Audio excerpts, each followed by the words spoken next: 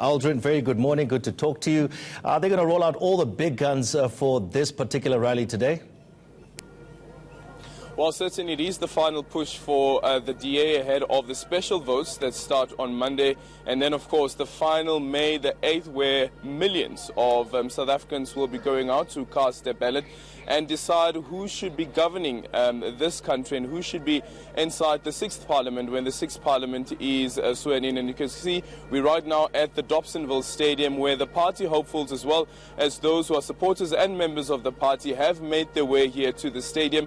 Later on, the formal program will start around about 10:30. And here's the interesting thing about this particular venue, Tony, is this is the area where Mmusi Maimane is from. And just driving through Soweto, seeing all the posters of Mmusi Maimane being the party leader of a party that has been considered and still being considered by some as a white party having a black leader, it's something quite significant. The other interesting thing about this is that you have the ANC, of course, which will have its rally tomorrow, and that rally will be taking place at Ellis Park. But the ANC president is also from Soweto. So you have the main governing party, whose president is from Soweto, but you also have the official opposition as leader, who's also from Soweto. But whether these people here in Soweto would be able to sway or push their vote to ensure that Mmusi Maimane becomes the leader of the country is something that we'll have to wait and see. Jonathan Mokes, the party's campaign head, is quite confident that the ANC, at least here in Gauteng, would be able to push, the DA rather, would be able to push the ANC below 50%. And of course, that evokes the conversation around coalition government that could be taking place here in Gauteng. Aldrin, what sort of message can we expect to hear from the DA, from Maimane? When you look at the fact that they've been playing the corruption card a lot lately, you see what happened yesterday with the DA handing in the evidence, what they are calling evidence to the NPA, of evidence of what they're saying is corruption from Ace Magashule's corruption in the Free State. Is that the sort of message? Is that sort of card that they're going to still play, do you think? There's no doubt about that, and it's not a message of anti-corruption or the ANC's alleged corruption that starts now with Mmusi Maimane. It starts way back during the time of Tony Leon, all the way to Helen Zille as well.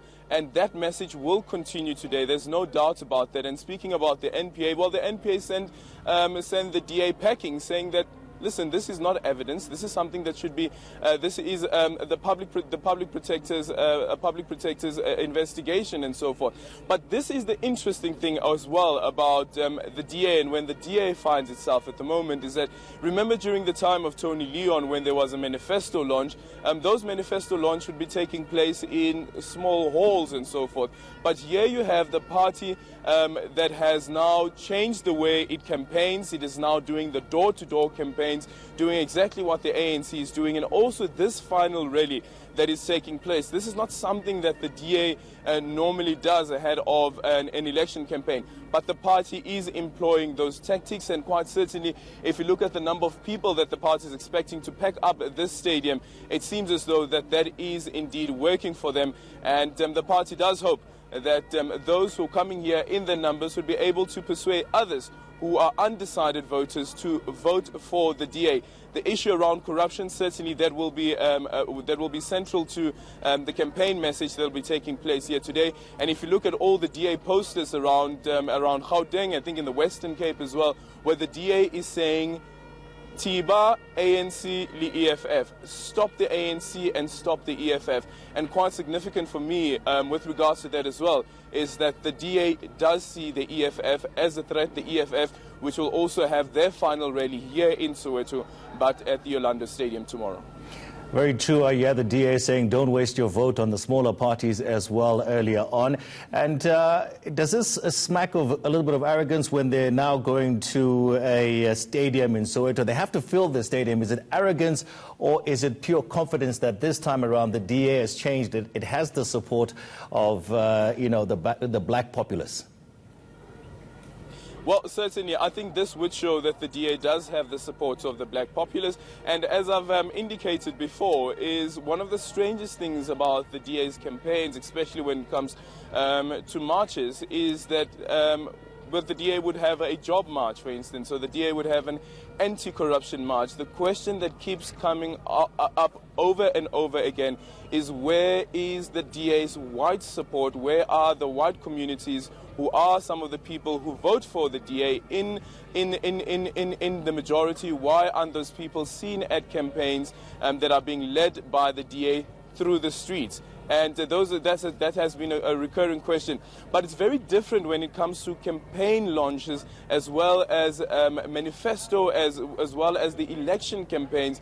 And I believe today, for instance, that we may see more of the white community being represented here at this particular stadium, as compared to when you have the marches that will be taking place through the CBDs of various cities. Aldrin Sampia there in Soweto, the Dobsonville Stadium, just waiting for the final DA rally to commence. We'll keep going back to him, and he'll keep updating us.